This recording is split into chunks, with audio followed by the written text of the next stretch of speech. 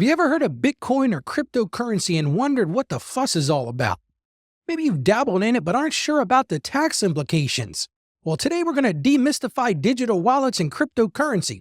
So stick around to learn what is cryptocurrency and why is the IRS interested in it and how can you stay on top of this financial trend. In a world where crushing debt keeps you trapped, where living paycheck to paycheck has become your new normal, and where the dream of retirement seems impossibly out of reach, there's hope.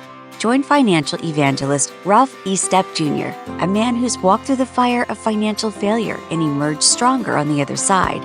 Welcome to Ask Ralph, the show where real-world experience meets biblical truth to break the bondage of financial despair. Get ready to take control of your money, break free from the financial stress, and align your resources with God's purpose for your life. This is Ask Ralph with Ralph E. Stepp Jr. Well, welcome to another episode of the show. I'm your financial evangelist, and I'm so happy you joined me on today's journey. Today, we're going to take a peek into the world of digital wallets and cryptocurrency. And every day, it seems like I'm getting asked about this more and more in my practice. So if you're a Christian looking to improve your finances and understand this new financial frontier, and let me tell you, I really do believe this is a new financial frontier, you are in the right place. Now, before we get started today, let's take a look back at yesterday. We talked about long-term care insurance, and I made a bold thing, and I asked, can you afford to skip it? I encourage you to go check that out if you missed it. Well, today's listener question comes to us from John. John has got some questions about cryptocurrency. Let me jump right into John's question. He said, Ralph, I keep hearing about cryptocurrency and digital wallets, but I don't really understand what they are or how they work. I'm also worried about the tax implications. Can you help me make sense of all this? Well, John, you've come to the right place because your financial evangelist, Ralph, has got answers for you. I'm going to break it all down for you today. I'm going to break down the good, the bad, and as my grandmother said, the ugly. Yes, there is huge ugly here. There's huge risk here, but you can arm yourself by better understanding it. So today I'm going to break down the basics of cryptocurrency. I'm going to talk about digital wallets. I'm going to talk about the tax issues surrounding them. And more importantly, and I think this is the key takeaway for today, I'm going to provide you with some sage advice as my goal of being your shepherd to help you avoid losing your shirt as you explore this new frontier. Remember this, it's our goal to answer your questions here on the Ask Ralph show. So you can submit your questions just like John did by going to justaskralph.com. And don't forget, every Tuesday, now we moved the time, we used to have it at 7 p.m., but every Tuesday at 1 p.m. Eastern time, you can join me live by going to askralphpodcast.com/live. Again, that's askralphpodcast.com/live. It's a great place to come and mix with our community. I got a big secret coming out Tuesday. We're going to be joined by a special guest. So come and see me every Tuesday, get your questions answered. Well, before we get into the nitty-gritty of this, let's turn to God's word for some guidance. Now, you might be saying, oh, Ralph, you're going to be digging deep today. I can't think of anywhere in the Bible it talks about cryptocurrency or Bitcoin or digital currency. But let me just tell you, I found something that's pretty close. And it comes to us from the book of Matthew, chapter 25, verse 21. And this is what it says. His master replied, well done, good and faithful servant. You have been faithful with a few things. I will put you in charge of many things. Come and share your master's happiness. See, I told you I'd find one. And this verse reminds us of the importance of being faithful. It reminds us of the importance of being diligent with the resources God has entrusted to us. And that includes understanding new trends like cryptocurrency. As I said on yesterday's show, and I say on the show all the time, what you have is not yours. And that's tough for people to hear. But you need to hear this because when you have something that's not yours, you have an obligation to steward it. What I call faithful wisdom. So let's get down to some faithful wisdom. But before I do that, let me tell you what I'm grateful for today. Today, I'm grateful for the opportunity to help you navigate this exciting and sometimes confusing world of digital assets. It's scary. But just listen to me. It's truly a privilege for me to share this knowledge I've gained through my 30 years of experience and help you make informed decisions that align with your faith and values. If I'm doing that, then I say, well done, good and faithful servant. Well, let's get to our main content today. All right, John, let me get right to your question. Let's start with the basics. For somebody who doesn't even have any clue what we're talking about, but they're starting to hear about this on the news. Maybe they're seeing it on social media. Let's talk about what is cryptocurrency. I thought that was the best place to start before we get into some of the more finite issues. Basically said, cryptocurrency is a type of digital or what they call virtual currency, and it uses a big word called cryptography to secure transactions. Now, if you know anything about it, people mention the most is Bitcoin. That's the one a lot of people hear about. Is this Bitcoin? But there are thousands of others. Yes, you heard me right. There are thousands of other digital currencies. There's Ethereum, Litecoin, Ripple. I could spend the next 24 hours talking about each of those. But just know, they're a type of digital currency for people to exchange goods and services. So let me tell you a little bit about the statistic of this. And this kind of shocked me. Now, these are as of the end of 2024. Think about this for a second. The total crypto market size, this is worldwide, is about $2 trillion. Now, Bitcoin is the biggest player in this market. So if you're talking about Bitcoin, they are the biggest player. Now, this is the one that shocked me, and it really surprised me. About 450 to 500 million people worldwide are using or own this cryptocurrency. So I was really surprised by that because I thought this was sort of, a cutting edge thing, and far few people were jumping on the bandwagon here. We're talking about Bitcoin. Bitcoin price can be between 40,000 and 50,000. That's for a whole Bitcoin. Your Ethereum price between 2,500 and 3,500. Again, I'm not going to get into the details with this, but the thing that's happened over the past 6 months to a year is more big companies are getting into the crypto market. Major financial giants like BlackRock and Fidelity are now actually offering Bitcoin and other digital currency investments. And that's what I want to talk about on today's show because this is affecting more people. You're seeing more what I call mainstream ideas for investment come at you. And this is another thing that surprised me. There are a ton of countries that are using this. India, Nigeria, the US, Vietnam, and the Philippines are starting to take on, and with Trump being elected to the White House, we're seeing more talk about the wide use. In fact, over 100 countries are working on digital versions of their own national currencies. So you got to understand that this is not something that's going to go away. You're going to hear a lot about it. But the thing is, I wanted to talk about it on today's show because there's a lot of unknowns. There's a lot of scams out there. The first thing we want to talk about, and you'll probably hear about this term called coin mining. And I want to talk about what that is because when I first heard about this, I pictured some adult child, somebody who's never left the nest, sitting in their parents' basement. They haven't showered in weeks. They're surrounded by a wall of computer screens. There's empty pizza boxes falling over. There's trash everywhere. And you hear this constant hum of a stack of computers. But what really is this data mining? Because I think that's where we need to start. And I wanted to make it really simple so that everyone could understand, because honestly, I didn't really understand it before I started to dive into it. So think of cryptocurrency mining like a giant digital lottery. Computers are racing to solve these puzzles. And the computer that wins gets new coins as a reward. So basically, you get a reward of what you're trying to work with. And that's what keeps this process, this digital money system like Bitcoin running smoothly and securely.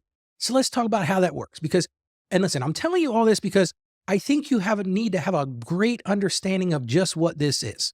So again, I'm going to make it simple. Imagine a digital notebook, piece of paper, but it's digital. And every cryptocurrency, just like Bitcoin, has a public record of all those transactions. And that public record is called a blockchain. And like I said, I'm going to make this easy for you to understand. So you got this digital notebook, Bitcoin is at the top, and each of them has this public record. Anybody can access it, they can see it, and that is called a blockchain. So then what happens is somebody sends Bitcoin to another person. Let's say, for example, you decide to go to a store, and that particular store, and believe it or not, yes, there are stores that are now taking Bitcoin. That store allows you to pay with Bitcoin. So a transaction has been created.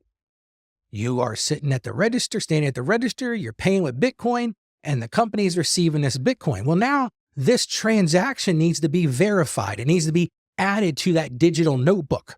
And that's where these miners come in. They're kind of like bankers, but they don't have a bank. They don't have the stone bank with the door and the infrastructure for that.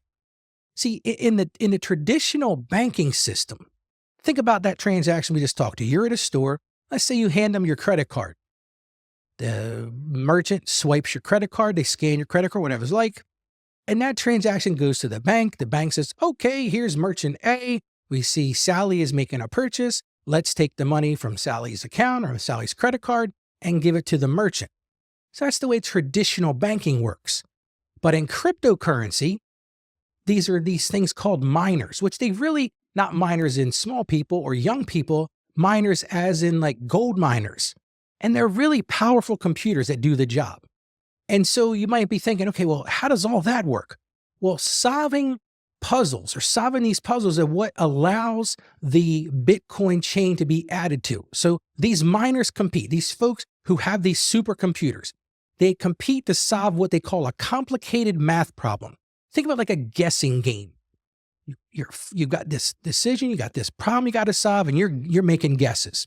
And the way that it works is the first miner that solves the puzzle gets to add that page, gets to add that transaction or what they call that block to that digital notebook or that blockchain. So you picture that notebook and you've got transactions in it. So the first miner that's able to solve this puzzle gets to put that new block on that blockchain. And as a reward, this is why it's considered the way that it works, is they get what they call a fee or a reward from that transaction, which is basically new Bitcoins. Now, obviously, they're not going to get one Bitcoin, they're going to get a fractional piece of a Bitcoin. And this process is repeated over and over continuously. And what that does is it keeps the cryptocurrency network secure and running because there's no central bank. If you think about it, it's constantly all these people coming at it from different directions with these supercomputers. Now, let's talk about how that happens because I thought this was fascinating. There's actually different ways to mine crypto. There's traditional mining, what they call proof of work. And that's what Bitcoin uses. And they have these super powerful computers to do the work. These computers, and they use tons of electricity, which is going to lead to why people are sort of having issues with this. And you think about this, the more powerful computer you have, the bigger computer, like picture the dude in the parents' basement and he's got one computer. He's not going to get the opportunity to solve many of these puzzles. But if he's got a block of computers or a stack of these, like 10 servers, and that's what happens. People go out and they subscribe to these server farms. I'm not going to lose you in the details there.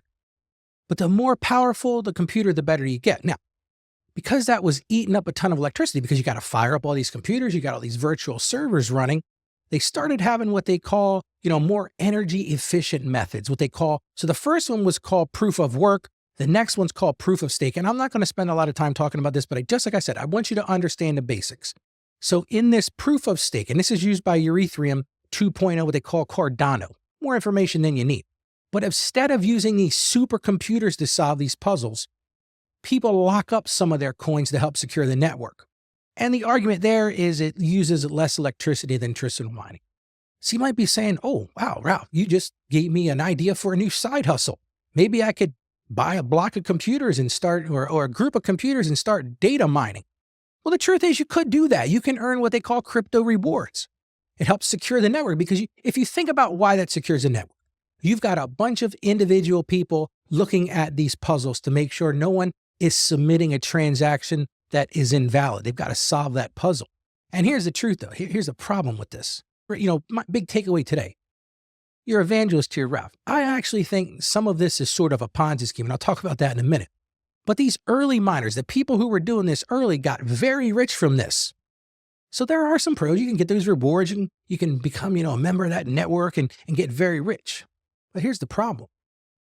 You're not going to do it with the computer you got sitting over there in your office or in the corner of your rec room.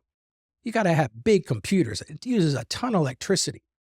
And the problem with that is, so what that did was, the intention at the front end was to have individual people, like just, Joe Sixpack, for lack of a better way, and here's the average person doing this. But see, these big companies got wise to this.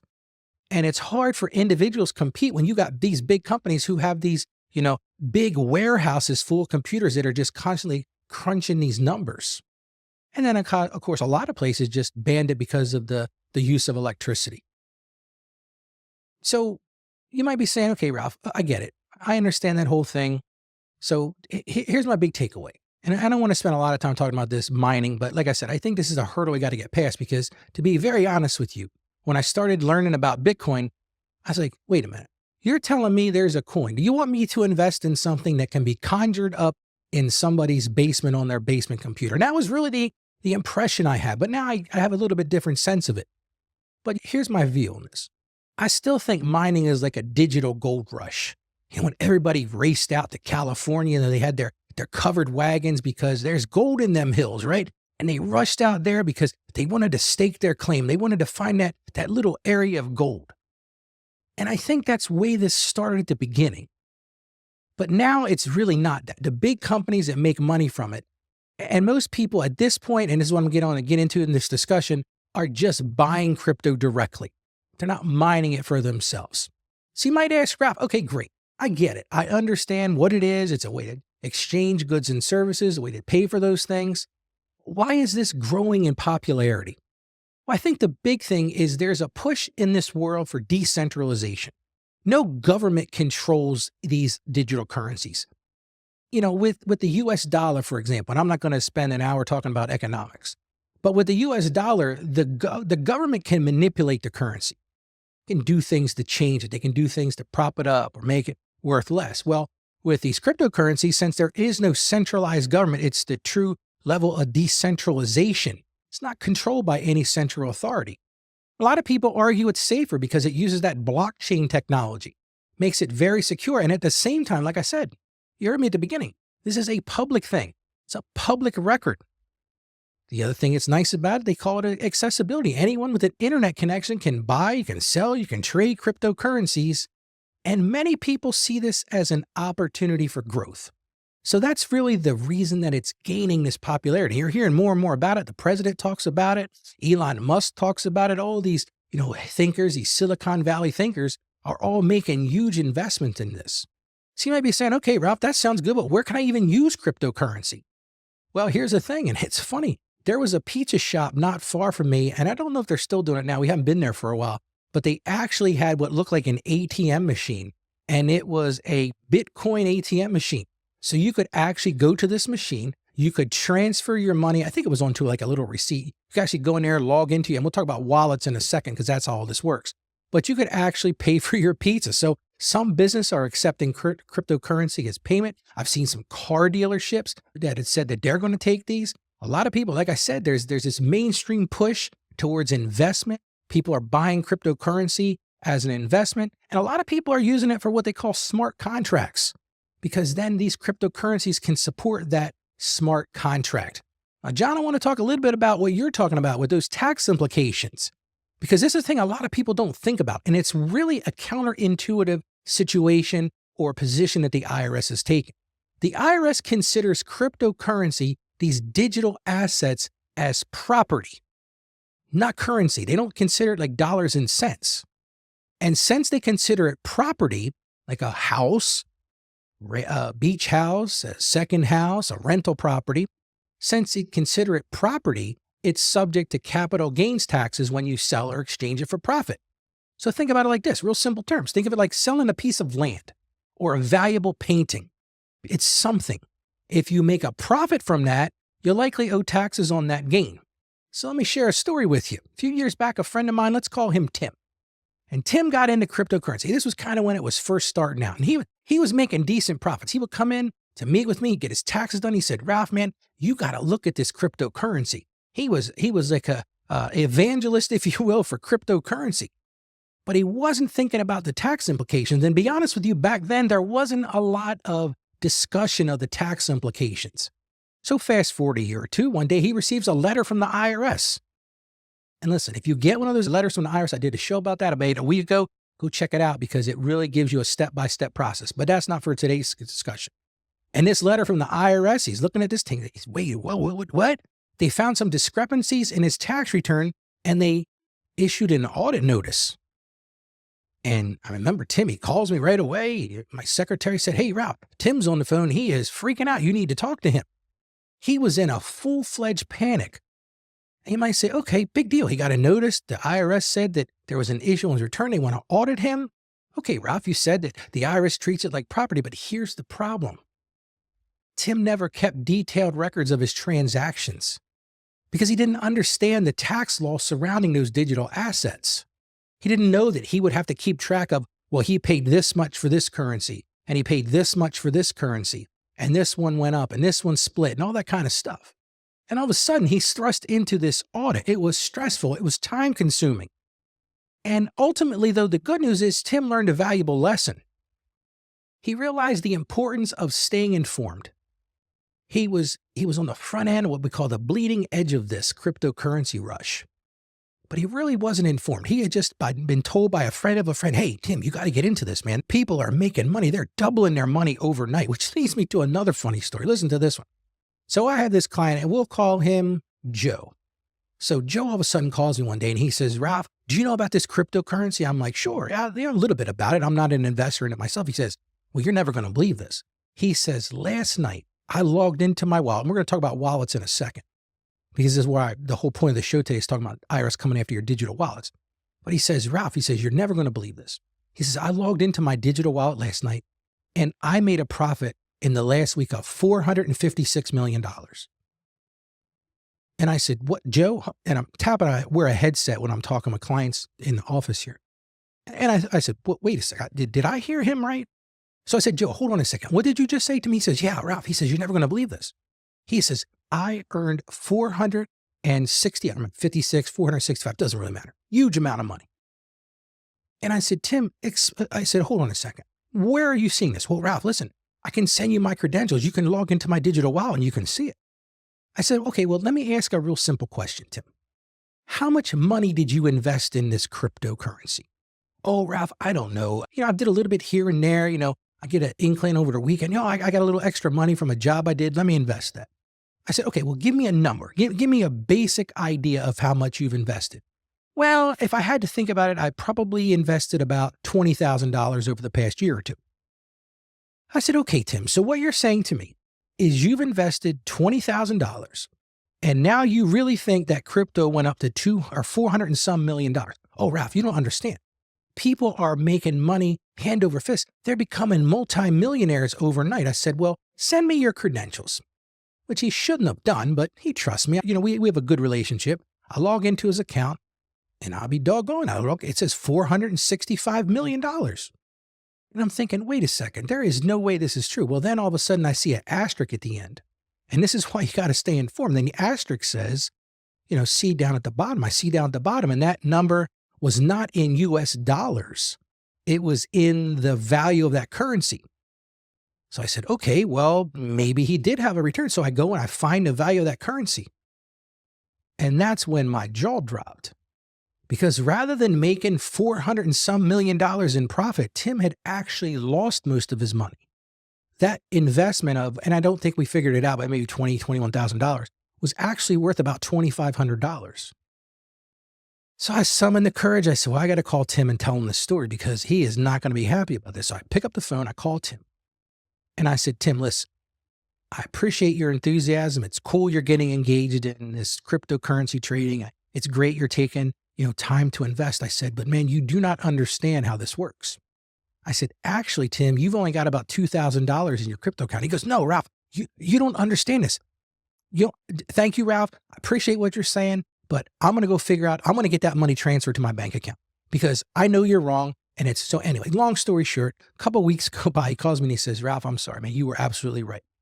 So you got to understand, you got to stay informed. Now, you might be saying, well, why is the IRS all of a sudden interested in these digital wallets? Well, see, here's the thing. Dirty little secret nobody wants to talk about. I honestly think these cryptocurrencies were intended at the front end, to some extent, to be this black market currency. And see, the IRS wants to pay attention to that because there's money changing hands. And they want to make sure that both individuals and businesses are accurately reporting their digital transactions because that's income to them. So there's different sources of that income, like cryptocurrency trading. That's what we talked about. That's that capital gains. A lot of businesses or many businesses are now taking that for goods and services. And they have to report that as income. That's just ordinary income. And then, of course, there's these folks like, let's go to that picture of the person who hasn't showered in a couple of weeks sitting in their parents' basement, with that chisel hitting the computer, mining those cryptocurrencies. Well, those rewards, it's not just found money. Those aren't gifts. That's income. So now you have a good understanding of what it is. So you might be saying, okay, Ralph, explain this to me. So this is a currency I can't feel, I can't hold, I can't touch. How do I keep it? Great question. And that's what we talk about when we say digital wallets. And there are a couple different types. There's what's called a software wallet. It's what's called a hot wallet. This is connected to the internet. It's a user-friendly, just like my client Joe had. These are things like Coinbase, Wallet, Exodus. You basically log into a website. You have two-factor authentication, you have a password. A lot of them have biometric authentication, so you have to scan a finger or something like that. And then there's also these cold wallets. So the hot wallet's connected to the internet. The cold wallet's not connected to the internet. A lot of those are Electrum, Bitcoin Core, but they're not connected to the internet. You basically have a hardware piece, a device for lack of a better term. And the thing that people like about that is there's strong encryption because you physically have it and you've got this private key to unlock that. And there's this offline transaction sign. So those are the software wallets, something you store on your own computer. Now, there's also hardware wallets. So think about it like a physical device that stores your cryptocurrency. There's Ledger Nano S, there's Trezor. But these are what a lot of people think are more secure because you physically have this thing. It's got a PIN number connected to it. It's physical buttons you have to push for transactions, and it supports multiple currencies. And of course, there's also paper wallets. That's printed pieces of paper containing your... So basically, whenever you make a cryptocurrency transaction, you have a private and a public key. So you've got to have those private and public keys to make these transactions go through. So the thing is about the paper wallets, and there's mobile wallets, all of these things, there's web wallets. And again, I could spend an hour talking about those things, but just know that's how you store those things, either through a website. And what I'm seeing most of my clients and people I interact with, they've got like a Coinbase account or they've got one of those online accounts, and it's kind of like a brokerage account. So you might say, oh, Ralph, man, dude, I'm right there with Joe. I'm right there with Tim. This is exciting. And it can be exciting. But here's the thing you need to understand. Anything that here's the thing that annoys me. And I think they target Christian people more than any other group. You hear people start this like buzz starts, right? Oh, this is great. You got to get into this. I've made such and such. Look at the value of Bitcoin. It's gone from 2,000 to 20,000. You better get into this now. But there are dangers you got to be aware of. So let me talk about those dangers right now. First one is price volatility.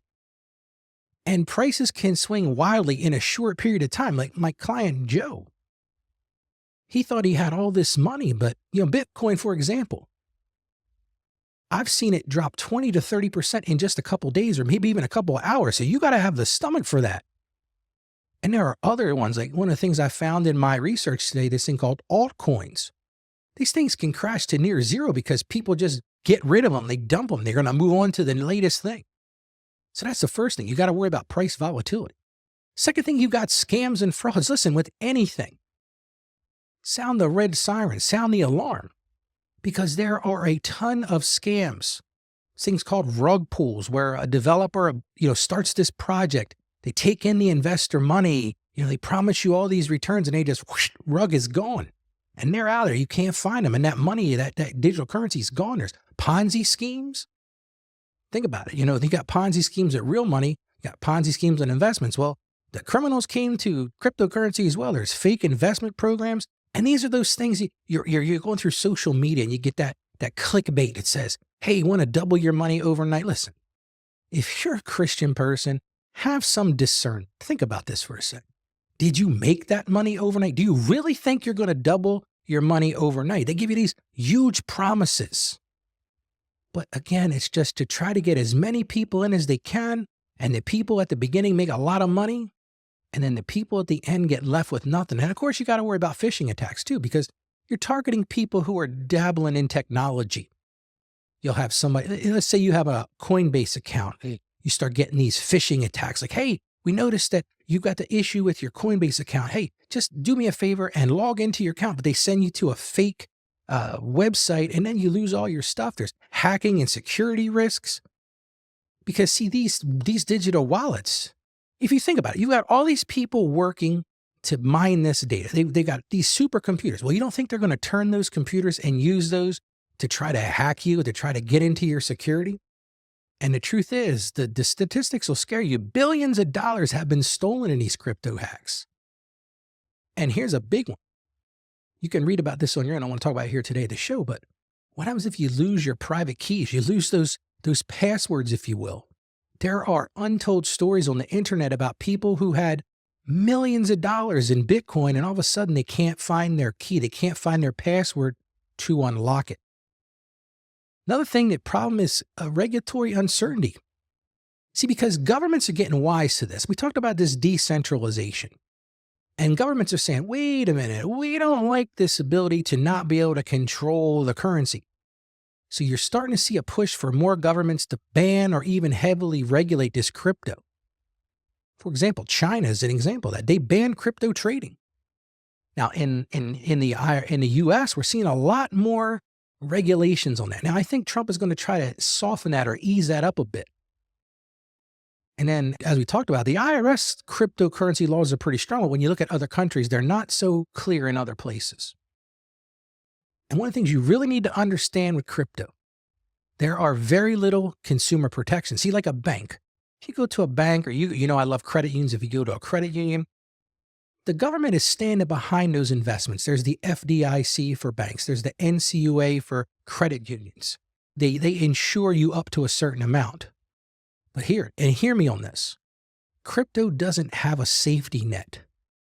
If that exchange collapses, if there's one of these billionaire Ponzi schemes, you've read about them in the news, you've seen them on TV, like FTX, that's the big Sam Altman one, or Celsius, the users could lose everything, and there's no refunds, there's no chargebacks if you send crypto to the wrong address. Too bad, so sad, you sent it.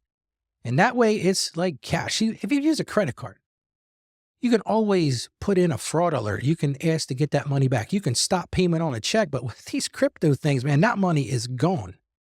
There's also market manipulation because there's pump and dump schemes. There's these groups that are trying to build. And this is what I'm really worried about. I think people don't understand the impact of this. They want to be first in because I don't want to miss out. But there are groups that are playing games with this currency. They inflate prices. They play games with the computers to make it look better than it is. All to suck in that money, then they cash out of it and it crashes the market. There's whales, these big investors. They can influence prices by buying or selling large amounts at once. And of course, we talked about the environmental concerns. I'm not going to spend a lot of time talking about that because of these supercomputers, the amount of electricity they have to use. And the biggest one, I think this is the one that I want to take a minute to talk about. And it's this, and I see a lot of it in the Christian community. It's this fear of missing out. It's that emotional investing thing. Everybody's talking about it around the water cooler, or your family get together and, hey, Mark, do you do any crypto? Oh yeah, I'm doing a lot of crypto trading this day. I'm making a ton of money. And see, what that leads to is it leads to people making decisions based on hype. Not even research, just hype. It's like, oh, you don't want to miss out. That fear of missing out leads to buying it at high prices. And then when it starts to go down, you're like, oh, sell it, get out of this. And then you end up selling it low and you just lose a ton of money. So I told you, I promised you the good. I told you how it works, the bad and the ugly. Well, now let me tell you how you can reduce those risks. Number one thing, you listen to my show, I talk about this all the time. Knowledge is power. Do your research. If you find that you're compelled to do some investing in cryptocurrency, make sure you're investing in one that's stable. And I'm not going to get into a discussion about that, but don't invest in these random coins. Somebody new came up with this new cryptocurrency because, like I said, there's thousands of these. They're coming out day in and day out. Once you make that investment, use a secure wallet. Keep your crypto safe from hackers. And here's the thing. Only invest what you can afford to lose. Because unlike a lot of investments, now, and people will argue with me on that. They'll say, well, Ralph, invest in the stock market. Is it that much different than crypto? I'm going to argue and say yes. Because yes, there is money to be made, but I think crypto is incredibly risky. You've got to understand, I've done a good job of explaining to you the basics, but I am by no means an expert. So just understand that you shouldn't invest any more than you can afford to lose. Hey, if this is extra money, you've already got that emergency fund. You've already put the money away for retirement. You've bought all the insurances that you need. Then if you want to play like the lottery, for lack of a better term, then do it, but it's highly risky. And then you got to know the rules. And especially if you're not in the US, understand what those other countries are going to do with this cryptocurrency. So here's some practical steps to manage the cryptocurrency and avoid the tax issues, because that's the other side of this. So pay attention to what the IRS is coming out with, because I actually think this is going to be an area they're going to change, because I think this whole idea of it being treated as property isn't going to work out for the long term of this. It just doesn't make a lot of sense, because each bill and each coin is a separate piece of property. How do you do that? Money is fungible. It means it all kind of runs together in this big lump of stuff. So I think the IRS is going to make some change. You got to be aware of that. Second thing, and Tim learned this the hard way, you got to keep detailed records of all your digital asset transactions. Now, I will say this, the good news, most of these online trading platforms have that information. Why? Because the IRS said to them, you are going to give us the transaction information so that we have it to make sure people are reporting it. You got to know the purchase date, because again, long-term capital gains versus short-term capital gains. You need to know what you paid for. You need to know the sales price, what fees you paid, because there's transaction fees. And you got to seek professional advice in this. If you've got complex digital asset transactions and you're one of these people that was in at the front end, or you've got a big stake in this, do yourself a favor. Hire a tax professional who specializes in cryptocurrency taxation that can really help you understand what you need to do. And then overall, you got to worry about your stewardship and integrity. Remember that our finances are a gift from God. Like I started at the beginning. They're not ours. We're called to manage them with wisdom, and we're called to manage them with integrity. The big things is making sure you pay your taxes and act in obedience with that, and then maintain that, that responsible stewardship. And again, if you've got these digital wallets, use strong passwords. A lot of these things go without saying. Enable two-factor authentication, keep your software updated, pay attention to those private keys. And here's a big takeaway with those digital wallets. Avoid private or public Wi-Fi. Don't ever access your digital wallet from there. And like I said, the big thing, stay informed, keep accurate records, seek professional advice. And John, you do have the power. I'm going to get back to John for a minute, because I kind of got lost there in a little bit of the details of the crypto, but I want to get back to your question, John. You do have the power to overcome the situation, John. So take the steps I talked about today. And then you can ensure that you're complying with the law. You can avoid the stress and the hassle of being audited by IRS. Nobody wants that. Because here's the deal. It's not just about avoiding trouble. Yeah, nobody wants to get audited. I deal with those everyday basis is what I do for a living. It's not just about avoiding trouble. It's about being a faithful steward of what God has given us and what he's entrusted to us. So you got to make sure that you're doing the right things. Now, this got really deep today. It wasn't really my intention to do that, but like I said, there are so many people who are listening to the hype. They're seeing all the fantastic things of, oh, this is a great thing you should do. You should do this. You should do that. I really wanted to cover it. Well, if you want to go even deeper, every day I write a blog post and I share resources. I share the references for the show. And you can get to that by going to askralphpodcast.com/blog. You can go check it out. Every day we do one of those for every show. So when I talk to you about something on the show, I've got the receipts. I've got the details to back it up. Again, you find those at askralphpodcast.com/blog. Well, now let's get to our reflection questions. I want to leave you with 3 deep reflection questions you can think about as it relates to this digital currency. Number one thing, maybe you've decided, hey, I'm going to do this, Ralph. I hear what you're saying, but I got a little extra money. I can make this work. So number one thing, are you staying informed about the latest IRS guidelines regarding your digital assets? Do you know what they're asking for? Do you have those details ready? Which leads me to number 2. Do you have a system in place for keeping accurate records of your digital asset transactions? You've got to have that. Pay attention to that. Log those details in. And third thing, have you sought professional advice for those complex digital asset transactions? I met with a client, it's probably been 3 or 4 months ago. And he's one of these folks that got into these, and I don't know which one he owns. We didn't really get into it that deep about the particulars, but he's got a lot of money in this Bitcoin. And he needs some guidance because all of this stuff is capital gains and he's got a ton of it. I think he's basically put all of his retirement savings into this. And as he gets closer to retirement age, he doesn't want to have that volatility. Like he can't afford the price of that to go down. So he reached out to me. We started to put together a plan. So if you're in that same position, I'm going to encourage you to do that. So if you're feeling overwhelmed, if this is just so complex and with the digital assets and how's it taxed, you can reach out to me for guidance. Cryptocurrency can be a great investment opportunity. I'm not saying it's not. I'm not a big fan of it personally, but it comes with its own set of challenges, especially those tax compliance and financial decision making. Let me help you navigate that together. I can help you stay compliant with the IRS. This is what I do every day, and make a better financial decisions about investments such as crypto. And you can book a call with me by going to askralph.com. And together we'll ensure you're on the right track and make the most of this exciting financial frontier. Now, one thing I want to ask you to do as we close today. First of all, I want you to share this with everybody you know. Because as you hear more about this online, people are going to be brought into these decisions. They're going to be thinking about, get a little extra money. Why don't I invest in that? So do me a huge favor, and do them a favor too. It's not just for me. I'm just trying to put out good information. I'm trying to be that financial evangelist to shepherd people. If you found value in today's show, two things you can do. Share it with everybody you know. And then the other thing you can do is I'm going to invite you to buy us a virtual cup of coffee. Now, again, this is a virtual cup of coffee, kind of like digital currency if you think about it. You just go to askralphpodcast.com/support and you can buy me what they call virtual coffee. Now, nobody's going to show up in my office and deliver a cup of coffee.